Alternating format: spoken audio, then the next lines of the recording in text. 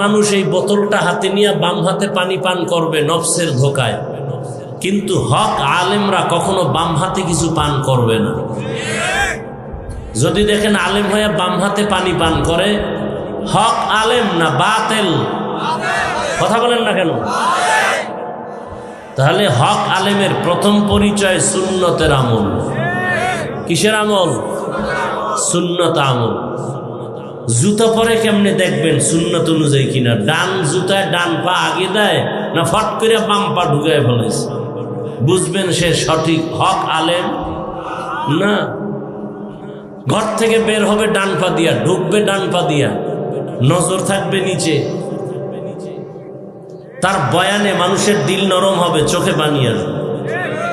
তার বয়ানের মধ্যে মানুষের দিল নরম হয়ে যাবে।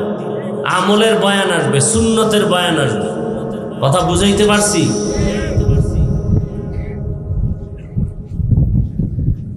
হ্যাঁ, ইসলামে যখন যেটা রসুল করছেন প্রেক্ষাপট অনুযায়ী সেটাই করতে হবে। রসুল দাওয়াতের কাজ করছেন, আপনাকেও করতে হবে। প্রয়োজনে রসুল জিহাদের ময়দানে গেছেন, আপনাকেও। তার মানে নামাজ রোজা বাদ দিয়া? হ্যাঁ,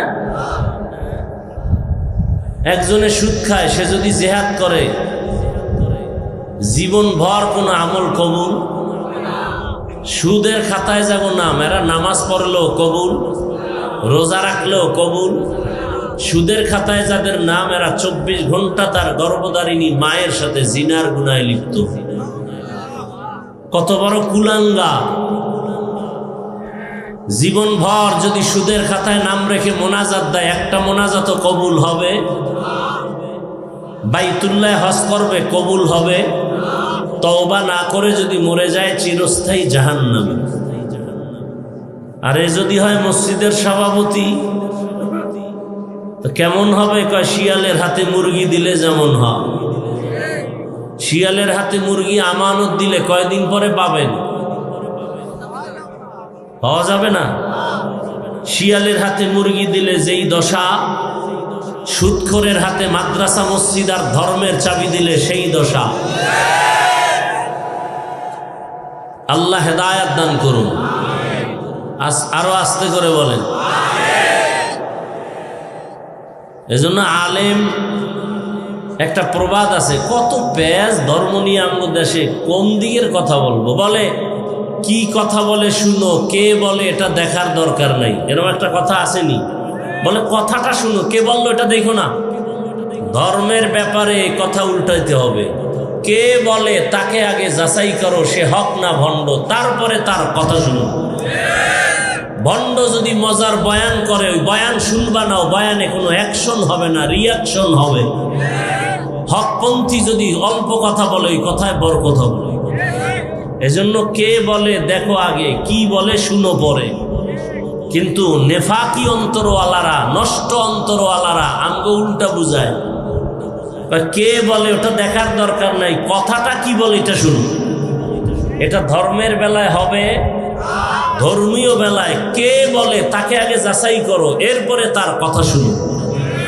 যিনি পর্দার বয়ান করেন, সে পর্দা করে কিনা যাচাই করো। যিনি ফরজের বয়ান করেন, সে ফরজ অনুযায়ী চলে কিনা। যে তাকওয়ার বয়ান করে, তার মধ্যে তাকওয়া আল্লাহর ভয় আছে কিনা আগে যাচাই করো, তারপরে তার বয়ান শুনো। কথা বুঝতেছেন? হ্যাঁ, বুঝার দরকার। কিছু কথা বুঝেন। আমাদের বুঝের অভাবে আজকে এই ঝামেলাগুলো সমাজে। আল্লাহ বুঝার তৌফিক দান করেন। তবে সহি বুঝ দরকার, উল্টা পাল্টা বুঝলে হবে? যে আয়াত আমি পড়েছি, খেয়াল করেন। হাদিসের উপরে 2-4টি কথা বলি আরো। নবী কি বলছেন হাদিসে? ইত্তাকিল মাহারিম তাকুন আবাদান নাস। আল্লাহর নিষিদ্ধ জিনিস থেকে নিজেকে বাঁচাও, তাহলেই তুমি আল্লাহর কাছে দামি, মানুষের দরবারেও দামি হয়ে যাবে। আল্লাহর নিষিদ্ধ জিনিস কেমন? বলে এক কথায় বলা যাবে না। তোমাকে আল্লাহ হাত দিছে ধরার জন্য, ধরার আগে দেখবা কোনটা ধরলে আল্লাহ খুশি হবে, কোনটা ধরলে বেজার হবে। হাত দিছে ধরার জন্য, তার মানে রাস্তা দিয়ে যে যাবে তারে ধরবা? খবরদার, ধরার মধ্যে সীমাবদ্ধ আছে, সীমা